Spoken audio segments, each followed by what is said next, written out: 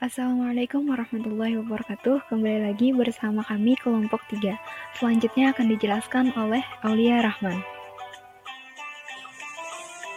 C. Cara Rasulullah menyampaikan hadis. Dalam menyampaikan hadis-hadisnya, Nabi menempuh beberapa cara, yaitu 1. Melalui majelis al-ilmu, yaitu pusat atau tempat pengajian yang diadakan oleh Nabi.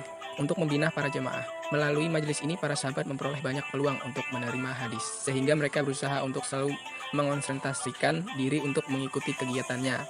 Istilah syara itu muncul pada zaman tabi'in, yaitu mazhab fi'ih zaman Nabi. 2. Dalam banyak kesempatan Rasulullah juga menyampaikan hadisnya melalui cara sahabat tertentu, yang kemudian oleh para sahabat tersebut disampaikannya kepada orang lain.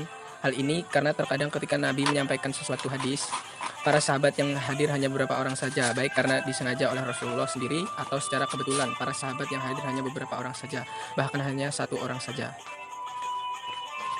Untuk menjelaskan hal sensitif berkenaan dengan kewanitaan, begitu juga sikap para sahabat jika ada hal-hal yang berkaitan dengan soal di atas, karena segan bertanya kepada Rasulullah SAW. Seringkali mereka bertanya kepada istri-istrinya. 4. Melalui ceramah atau pidato di tempat terbuka, seperti ketika Futuh Mekah dan Haji Wada ketika menaikkan ibadah haji pada tahun 10 Hijriah 631 Masehi. Nabi menyampaikan khutbah yang sangat bersejarah di depan ratusan ribu kaum muslimin yang melakukan ibadah haji, yang isinya banyak terkait dengan bidang muamalah, siyasah, jinayah, dan hak asasi manusia.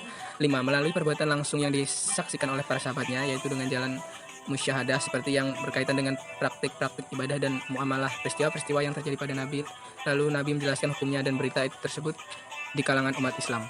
Misalnya, suatu ketika Nabi berjalan-jalan di pasar dan bertemu dengan seorang laki-laki yang sedang membeli makanan. Nabi menyuruhnya memasukkan tangannya ke dalam gandum tersebut, dan ternyata di dalamnya basah. Lalu Nabi bersabda, "Tidak termasuk golongan kami orang yang menipu." D.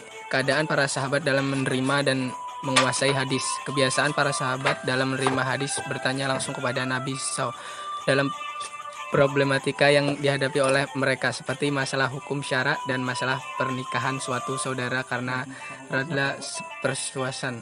Tapi perlu diketahui, tidak selamanya para sahabat bertanya langsung apabila masalah biologis dan rumah tangga. Mereka bertanya kepada istri-istri beliau melalui utusan istri mereka, seperti masalah suami mencium istrinya dalam keadaan puasa. Telah kita ketahui bahwa kebanyakan sahabat untuk menguasai hadis Nabi Shallallahu Alaihi Wasallam melalui hafalan, tidak melalui tulisan, karena difokuskan untuk mengumpulkan Al-Quran dan dikhawatirkan apabila hadis ditulis maka timbul kesamaran dengan Al-Quran.